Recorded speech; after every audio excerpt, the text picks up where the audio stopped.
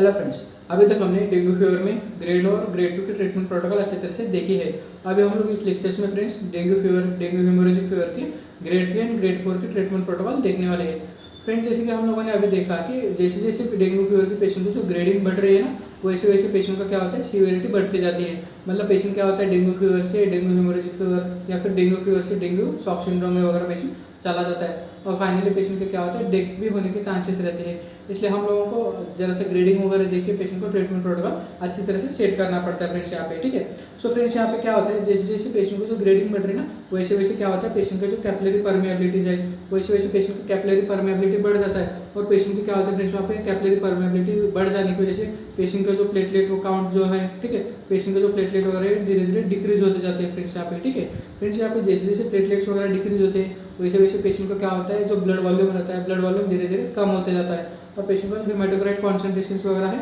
उसके हिसाब से फिर यहाँ पे बढ़ जाता है फ्रेंड्स यहाँ पे। ठीक है, इसलिए पेशेंट फाइनली क्या होता है फ्रेंड्स यहाँ पे, पेशेंट डेंगू शॉक सिंड्रोम में वगैरह चले जाते हैं। सो ऐसी कंडीशन में पेशेंट को अच्छी तरह से हम लोगों को हाई फ्लूइड वॉल्यूम वगैरह देना पड़ता है। ठीक है, पेशेंट को बहुत ज़्यादा फ्लूइड्स वगैरह देना पड़ता है, इसलिए वहाँ पे क्रिस्टलॉइड्स देना है या फिर कोलॉइड्स वगैरह देना है, ये पेशेंट को कंडीशन वगैरह डिपेंड करके हम लोग यहाँ पे धीरे धीरे देते हैं फ्रेंड्स यहाँ पे। ठीक है, सो फ्रेंड्स यहाँ पे हम लोगों को जरा से ये सब चीज़ें वगैरह जो ट्रीटमेंट प्रोटोकॉल करके दे रहे हैं, इसलिए पेशेंट को जो धीरे धीरे ग्रेडिंग वगैरह जैसे जैसे पड़ती है उसके हिसाब से पेशेंट को ट्रीटमेंट प्रोटोकॉल वगैरह हम लोगों को उसके हिसाब से देने पड़ते हैं ऐसे केसेस में फ्रेंड्स यहाँ पे। ठीक है, सो फ्रेंड्स यहाँ पे ग्रेडिंग वगैरह डिसाइड करनी है तो पेशेंट को समझो यहाँ पे जरा सा वाइटल्स वगैरह जरा सा देखना पड़ता है। समझो यहाँ पे पेशेंट को जो हम लोग जो मैनेजमेंट कर रहे हैं ग्रेड 3 एंड ग्रेड 4 की, सो ऐसी कंडीशन में क्या होता है फ्रेंड्स यहाँ पे पेशेंट को सबसे पहले वाइटल साइन जो कैसे अनस्टेबल रहते हैं। ग्रेड 3 एंड ग्रेड 4 में क्या होता है, वाइटल्स पेशेंट के अनस्टेबल रहते हैं। मतलब यहाँ पे क्या होता है, पेशेंट को जो है वाइटल साइंस अनस्टेबल रहते हैं, मतलब यहाँ पे पेशेंट का जो यूरिन आउटपुट है वो डिक्रीज हो जाता है। ठीक है, पेशेंट को क्या होता है, यूरिन आउटपुट डिक्रीज हो जाता है। ये यूरिन आउटपुट डिक्रीज क्यों हो जाता है, जैसे हम लोगों ने देखा कि प्लेटलेट काउंट बहुत ज़्यादा डिक्रीज होते हैं, इसलिए वहाँ पे पेशेंट डेंगू शॉक सिंड्रोम में चला जाता है। मतलब वहाँ पे पेशेंट को क्या होता है फ्रेंड्स, वहाँ पे हाइपोटेंशन डेवलप होता है। ठीक है, यहाँ पे क्या होता है, पेशेंट को हाइपोटेंशन डेवलप होता है, मतलब वहाँ पे पेशेंट का सिस्टोलिक ब्लड प्रेशर वगैरह बहुत ज़्यादा वहाँ पे कम होता है ऐसे कंडीशन में। इसलिए पेशेंट जो है, पेशेंट को रिनल परफ्यूजन वगैरह है, किडनी को अच्छी तरह से ब्लड सप्लाई वगैरह नहीं कर पाता ऐसे कंडीशन में, इसलिए reduce blood supply to kidney, that's why patient को क्या होता है फ्रेंड्स, वहाँ पे रिनल हाइपोपरफ्यूजन होता है। इसलिए पेशेंट में क्या होता है फ्रेंड्स, वहाँ पे किडनी को क्या होता है, रिनल हाइपोपरफ्यूजन होता है, मतलब वहाँ पे किडनी को जो परफ्यूजन होता है, किडनी को ब्लड सप्लाई प्रॉपर तरीके से नहीं होता और किडनी क्या होता है फ्रेंड्स वहाँ पे, इसलिए यूरिन आउटपुट वगैरह यहाँ पे रिड्यूस हो जाता है ऐसी कंडीशन में। सो फ्रेंड्स यहाँ पे शॉक के पेशेंट में वगैरह क्या होता है, यहाँ पे पेशेंट को शॉक के पेशेंट जो डेंगू शॉक सिंड्रोम वगैरह हम लोग जो सिम्टम्स देख रहे हैं, ऐसी कंडीशन में पेशेंट को क्या होता है फ्रेंड्स, यहाँ पे पेशेंट को जो यूरिन आउटपुट सबसे पहले डिक्रीज हो जाता है। ठीक है, यूरिन आउटपुट अगर डिक्रीज हो जाता है तो हम लोगों को साइंस ऑफ शॉक वगैरह पेशेंट को चेक करने रहती है। सो ऐसे कंडीशन में हम लोगों को देखना रहता है कि वाइटल्स अच्छी तरह से प्रॉपरली तरीके से मेजर करने चाहिए, क्योंकि समझो वहाँ पे समझो ब्लड प्रेशर जो है पेशेंट का ब्लड प्रेशर फॉल है, मतलब वहाँ पे systolic blood pressure plus diastolic blood pressure, दोनों पेशेंट को जो ब्लड प्रेशर दोनों समझो सिस्टोलिक और डायस्टोलिक ब्लड प्रेशर, इसलिए पल्स प्रेशर भी पेशेंट को समझो बहुत ज़्यादा कम दिखाई देने लगता है। तो ऐसी कंडीशन में पेशेंट क्या होता है फ्रेंड्स, यहाँ पे हाइपोटेंशन वगैरह में चले जाते हैं, इसलिए पेशेंट हाइपोटेंशन, इसके साथ साथ पेशेंट को क्या होता है फ्रेंड्स, वहाँ पे टैकीकार्डिया वगैरह, ठीक है, पेशेंट को टैकीकार्डिया वगैरह डेवलप होता है। ऐसी कंडीशन में पेशेंट डेंगू शॉक सिंड्रोम में चला जाता है फाइनली। ठीक है, इसलिए जरा सा हम लोगों को यूरिन आउटपुट और साइंस ऑफ शॉक्स वगैरह कुछ दिखते हैं क्या, मतलब वहाँ पे पेशेंट को क्या होता है, जब हम लोग किडनी फंक्शन टेस्ट वगैरह करते हैं तो पेशेंट को क्या होता है, एक्यूट रिनल फेलियर में वगैरह पेशेंट चले जाते हैं। तो ऐसी कंडीशन में क्या होता है, पेशेंट की कंडीशन बहुत ज़्यादा बिगड़ जाती है और पेशेंट क्या होता है फ्रेंड्स, फाइनली मेटाबॉलिक एसिडोसिस वगैरह, ठीक है, फाइनली क्या होता है, पेशेंट मेटाबॉलिक एसिडोसिस में चले जाके पेशेंट की डेथ तक होने के चांसेस रहते हैं फ्रेंड्स ऐसे में। ठीक है, इसलिए अब जरा सा हम लोगों को जो साइंस ऑफ शॉक वगैरह है, यूरिन आउटपुट वगैरह अच्छी तरह से पेशेंट को चेक करने चाहिए। ठीक है, सो ऐसे पेशेंट में समझो यूरिन आउटपुट पेशेंट का बहुत ज़्यादा वॉल्यूम मतलब लॉस हो गया है या फिर यूरिन आउटपुट बहुत ज़्यादा कम दिखाई दे रहा है, इसलिए पेशेंट को जो समझो साइंस ऑफ शॉक वगैरह दिखाई दे रहे हैं, तो ऐसी कंडीशन में पेशेंट को हम लोगों को हाई वॉल्यूम फ्लूइड्स वगैरह देने पड़ते हैं, इसलिए रैपिड फ्लूइड कलेक्शंस वगैरह हम लोगों को करना पड़ता है ऐसी कंडीशन में। ठीक है, सो फ्रेंड्स यहाँ पे इमीडिएटली रैपिड वॉल्यूम रिप्लेसमेंट देना चाहिए। Initial ivy therapy 10 to 20 ml पर केजी पर हावर के हिसाब से क्रिस्टल सोल्यूशंस वगैरह हम लोगों को पेशेंट को 1 आवर तक देना रहता है। समझो यहाँ पे पेशेंट को वेट कितना 60 kg है। ठीक है, ऐसे 60 kg के पेशेंट को कम से कम 10 ml के हिसाब से समझो स्टार्ट किए तो 1 घंटे में पेशेंट को समझो पेशेंट की कंडीशन देखिए 600 ml फ्लूइड पर हावर तक पेशेंट को जो NS और RL पेशेंट को देना रहता है। या फिर पेशेंट को समझो अच्छी तरह से पेशेंट को बहुत ज़्यादा वहाँ पे सीवियरिटी वगैरह है, तो ऐसी कंडीशन में हम लोग 10 ml पर kg पर आवर के हिसाब से भी हम लोग यूज़ कर सकते हैं। मतलब कम से कम 1 घंटे में पेशेंट को 1 लीटर तो फ्लूइड जाना चाहिए ऐसी कंडीशन में फ्रेंड्स। यहाँ पे जैसे पेशेंट की सीवियरिटी वगैरह बहुत ज़्यादा है, तो ऐसी कंडीशन में हम लोगों को जरा से इनिशियल IV थेरेपी है जो 10 to 20 ml पर kg पर आवर के हिसाब से जरा सा हम लोगों को क्रिस्टोलाइट सोल्यूशन देना रहता है फॉर 1 आवर तक। 1 घंटे में समझो हम लोगों ने विगरस फ्लूइड करके 1 लीटर फ्लूइड वगैरह दे दिया, तो पेशेंट को फिर से वाइटल्स वगैरह चेक करके देखना चाहिए, पेशेंट को हेमाटोक्राइट कॉन्सेंट्रेशन वगैरह जरा सा देखना चाहिए। इनके समझो वहाँ पे ये सब चीज़ें वगैरह करने के बाद पेशेंट को समझो इंप्रूवमेंट वगैरह आता है, तो ऐसी कंडीशन में हम लोगों को जरा से डोज वगैरह है जरा सा धीरे धीरे कम करना चाहिए, ठीक है। ये समझो क्रिस्टोलाइट सोल्यूशन हम लोगों ने जो बोलोस दिया है ये देने के बाद पेशेंट में समझो इंप्रूवमेंट वगैरह दिखाई दे रहा है। तो इंप्रूवमेंट के साइंस वगैरह क्या क्या है पेशेंट की समझो हम लोगों ने थोड़ी देर पहले देखा था कि इंप्रूवमेंट के साइंस क्या क्या रहते हैं फ्रेंड्स। यहाँ पे हेमाटोक्राइट कॉन्सेंट्रेशन वगैरह जो बढ़ा है वो डिक्रीज हो जाता है, इसके साथ साथ पेशेंट को जो पल्स रेट है या फिर BP वगैरह है पेशेंट को स्टेबल हो जाते हैं। इसके साथ साथ पेशेंट का जो यूरिन आउटपुट है वो भी पेशेंट का धीरे धीरे यूरिन आउटपुट भी धीरे धीरे बढ़ता है फ्रेंड्स ऐसे केसेस में, क्योंकि पेशेंट को जो रिनल परफ्यूजन प्रॉपर तरीके से होता है ऐसे हाई वॉल्यूम फ्लूइड वगैरह देने के बाद। सो पेशेंट में एक से चीज़ें वगैरह जरा सा हम लोगों को देखना पड़ता है, ठीक है। ये फ्रेंड्स हमको पेशेंट को इंप्रूवमेंट की साइंस वगैरह दिखाई दे रहे, तो हम लोगों को धीरे धीरे जो है फ्लूइड वॉल्यूम वगैरह धीरे धीरे कम करना है। सो IV थेरेपी में क्रिस्टोलाइट सोल्यूशन जो हम लोग दे रहे वो जरा सा सबसे पहले हम लोग समझो 20 ml वगैरह दे रहे हैं, तो उसको जरा सा जो वॉल्यूम है ना वो धीरे धीरे रिड्यूस करना चाहिए। मतलब वहाँ पे जो इन्फ्यूजन रेट वगैरह हम लोग दे रहे वो धीरे धीरे रिड्यूस कर रहे हैं। फॉर एग्जाम्पल समझो पेशेंट को हम लोगों ने स्टार्टिंग कंडीशन में 20 ml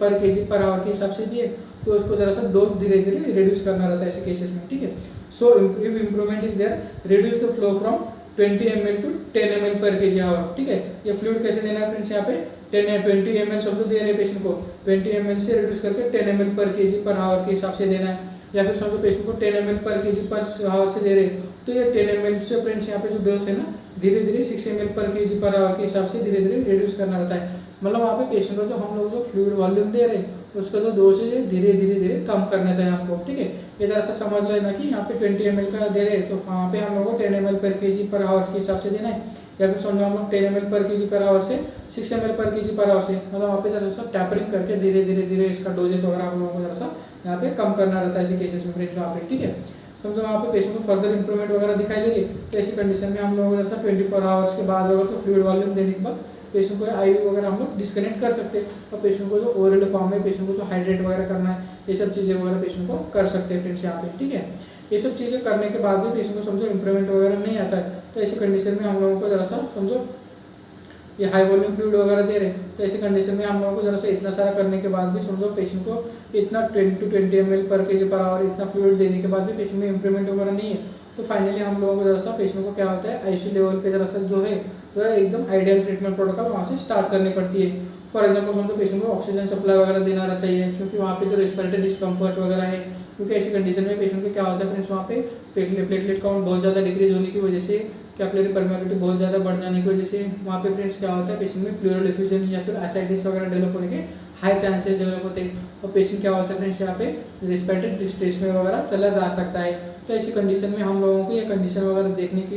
देखने के बाद पेशेंट को जरा सा ये रेस्पिरेटरी डिस्कम्फर्ट वगैरह कम होने के लिए और पेशेंट को जो ऑक्सीजन सप्लाई है 2 लीटर पर आवर से जरा सा हम लोगों को स्टार्ट करना चाहिए, ठीक है। बाद में पेशेंट को जो है हेमाटोक्राइट कॉन्सेंट्रेशन वगैरह ये सब चीज़ें भी जरा सा देखना चाहिए वहाँ पे। समझो हेमाटोक्राइट कॉन्सेंट्रेशन वगैरह हम लोग दे रहे हैं, ये हेमाटोक्राइट कॉन्सेंट्रेशन फिर भी समझो पेशेंट को बड़ा है, ठीक है। ऐसी कंडीशन में पेशेंट को प्लूरल डिफ्यूजन है, एसाइटिस है, इसके साथ साथ पेशेंट को जो हेमाटोक्राइट कॉन्सेंट्रेशन जो है बहुत ज़्यादा वहाँ पे बड़ा है, तो ऐसी कंडीशन में पेशेंट को जो है इसके साथ साथ पेशेंट को समझो हाइपोटेंशन वगैरह चल रहा है, ठीक है। पेशेंट को हाइपोटेंशन है, साइंस ऑफ यहाँ पे समझो रिनल फेलियर के साइंस वगैरह कहीं दिखाई दे रहे, तो ऐसी कंडीशन में हम लोगों को हाई जरा सा वॉल्यूम वगैरह पेशेंट को जो है ब्लड वॉल्यूम बढ़ाना पड़ता है। तो ऐसी कंडीशन में वॉल्यूम बढ़ाने के लिए जो कोलाइड सोल्यूशन है, जो कि हम लोगों ने पिछले लेक्चर में देखा था कि फ्रेंड्स यहाँ पे जो कोलाइड सोल्यूशन जो हम लोग ये डेक्सट्रान वगैरह यूज़ कर रहे हैं, इससे क्या होता है ब्लड का जो वॉल्यूम होता है बढ़ जाता है, ठीक है। ये क्या होता है फ्रेंड्स उसका हाई वॉल्यूम रहता है, जो उसके सॉलिड वगैरह जो है पार्टिकल्स वगैरह है कोलाइड सोल्यूशन के जो पार्टिकल है ना उसकी वॉल्यूम ज़्यादा रहता है, मतलब वहाँ पे जो कैपिलरी की जो परमेबिलिटी मतलब वहाँ पे जो फ्रैगिलिटी बढ़ जाती है ना, कैपिलरी की फ्रैगिलिटी बढ़ जाने की वजह से ये वॉल्यूम वगैरह ये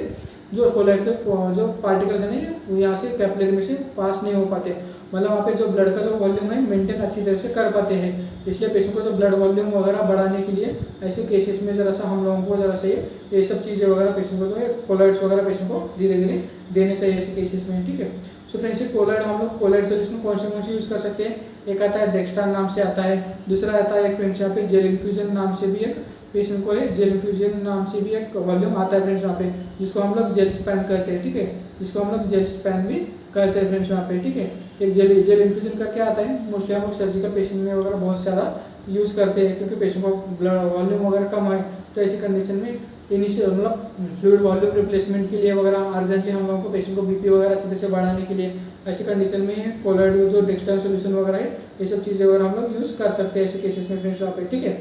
ये होने के बाद पेशेंट को समझो वहाँ पे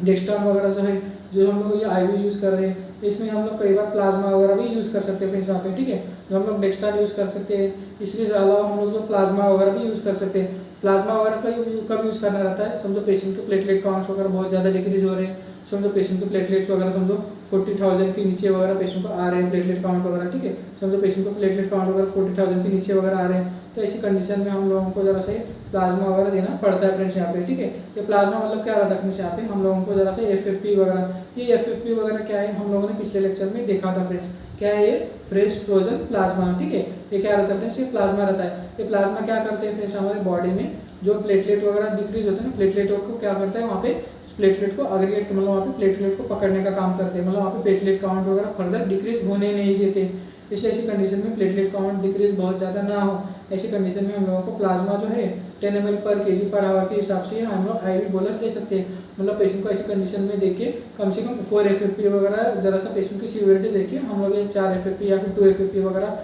पेशेंट को सीवियरिटी देख के हम लोग ये FFP भी हम लोग पेशेंट को यूज़ कर सकते हैं फ्रेंड्स यहाँ पे, ठीक है। इनके समझो पेशेंट में इंप्रूवमेंट वगैरह नज़र आ रहा है, तो ऐसी कंडीशन में ये हम लोग ये फ्लूइड थेरेपी वगैरह बंद करने के बाद पेशेंट को क्रिस्टलाइट सोल्यूशन पे शिफ्ट कर सकते हैं, मतलब वहाँ पे NS है या फिर RL वगैरह है, ये सब प्लाज्मा वगैरह देने के बाद, नहीं तो कोलॉइड सोल्यूशन स्टैट में देने के बाद पेशेंट को ये जो है क्रिस्टलाइट सोल्यूशन वगैरह NS हुआ RL हुआ ये सब चीज़ें वगैरह हम लोग पेशेंट को दे सकते हैं धीरे धीरे करके, ठीक है। ये हो गया फ्रेंड्स वहाँ पे पेशेंट को समझो हेमेटोक्राइट बहुत ज़्यादा वहाँ पे बढ़ता है और यहाँ पे पेशेंट को हाइपोटेंशन के वगैरह ये सब सिम्टम्स वगैरह दिखते हैं, तो ऐसी कंडीशन में हम लोगों को जरा सा ये ट्रीटमेंट प्रोटोकॉल कर सकते हैं, ठीक है।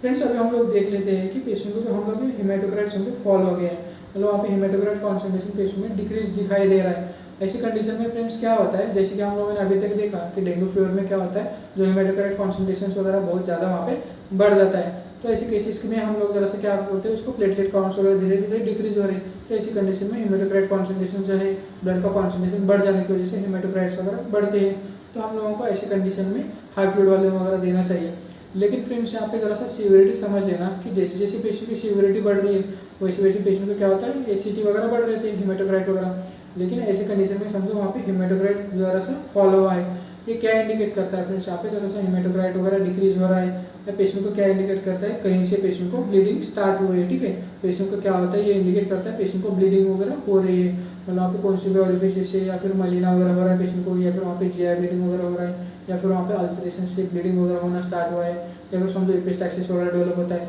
तो ऐसी कंडीशन में मतलब ये इंडिकेट करता है कि बॉडी में कहाँ से तो ब्लीडिंग वगैरह होना स्टार्ट हुआ है। ये क्या इंडिकेट करता है फ्रेंड्स, ये इंडिकेट करता है कि पेशेंट की सीवियरिटी वगैरह बढ़ रही है, पेशेंट क्या होता है यहाँ पे डेंगू हीमोरेजिक फीवर में लैंड अप होता है ऐसे केसेस में। सो फ्रेंड्स यहाँ पे डेंगू हीमोरेजिक जो है फीवर में जरा सा इंडिकेशंस वगैरह दिखा रहा है, ब्लीडिंग वगैरह स्टार्ट हो रही है, तो ऐसी कंडीशन में हम लोगों को ब्लड ट्रांसफ्यूजन वगैरह पेशेंट को देना पड़ता है। ऐसे में ब्लड ट्रांसफ्यूजन में हम लोगों ने देखा कि फ्रेंड्स यहाँ पे पेशेंट को जो कंडीशन वगैरह डिसाइड करके यहाँ पे FFP हो गया या फिर HDP या फिर RDP या फिर पेशेंट को जो है क्रायो प्रिसिपिटेट वगैरह क्रायो वगैरह ये सब प्लेटलेट के टाइप्स वगैरह हम लोग यहाँ पे दे सकते हैं, या फिर पेशेंट को बहुत ज़्यादा यहाँ पे सीवियरिटी है तो ऐसी केसेस में हम लोग जरा सा पेशेंट को जो होल ब्लड या फिर PRC वगैरह भी पेशेंट को कंडीशन के हिसाब से मतलब हीमोग्लोबिन वगैरह देखने के बाद में हम लोग ये सब कंडीशन में ये ब्लड ट्रांसफ्यूजन वगैरह पेशेंट को जो ब्लड प्रोडक्ट वगैरह है धीरे धीरे एक एक करके हम लोग ये यहाँ पे दे सकते हैं, ठीक है। सो फ्रेंड्स यहाँ पे जरा सा ब्लड ट्रांसफ्यूजन वगैरह देते हैं, इसका भी डोज फ्रेंड्स यहाँ पे 10 ml पर kg पर आवर के हिसाब से हम लोगों को देना पड़ता है। ये कब तक देना पड़ता है कि हेमेटोक्राइट कॉन्सेंट्रेशन वगैरह मोर देन 35% से बढ़ ना जाए, ठीक है। मतलब अभी हेमेटोक्राइट वगैरह जब तक नॉर्मल नहीं आता तब तक के पेशेंट को जरा सा ब्लड ट्रांसफ्यूजन वगैरह कलेक्शन को हम लोग ये देना पड़ता है फ्रेंड्स ऐसे केसेस में, ठीक है। क्योंकि समझो वहाँ पे